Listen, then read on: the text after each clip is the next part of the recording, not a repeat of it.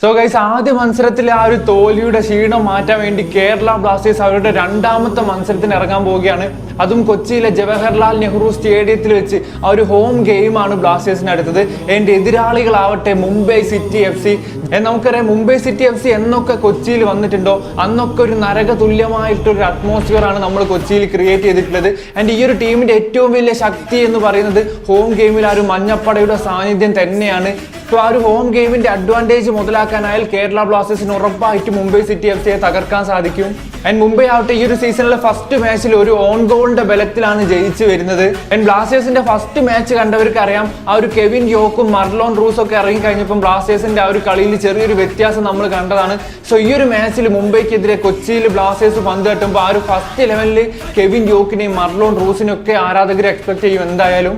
And ആ ഒരു players കണ്ട ചെറിയൊരു കനൽ മതി ഒരു വലിയ തീയായ ആ ഒരു മുംബൈ സിറ്റി FCയെ കൊച്ചിയിൽ വെച്ച് തീർക്കാൻ. ആൻഡ് ഫസ്റ്റ് മാച്ച് തോറ്റത് കൊണ്ടും ഈ ഒരു മാച്ച് ഹോം ഗെയിം ആയതുകൊണ്ടും ബ്ലാസ്റ്റേഴ്സിന് ഈ ഒരു മാച്ചിൽ വിജയത്തിൽ കുറഞ്ഞതൊന്നും പ്രതീക്ഷിക്കാനില്ല. ആൻഡ് കറ്റാല നല്ലൊരു ഫസ്റ്റ് 11 ഈ ഒരു മാച്ചിൽ പുറത്തിറക്കുമെന്ന് നമുക്ക് പ്രതീക്ഷിക്കാം. സോ ഏതായാലും ഞായറാഴ്ച രാത്രി 7:30 കൊച്ചിയിൽ Mumbai city FC versus Kerala Blasters ആരായിരിക്കും ജയിക്കാൻ പോകുന്നത് ജസ്റ്റ് ഒന്ന് കമന്റ് ചെയ്യാം.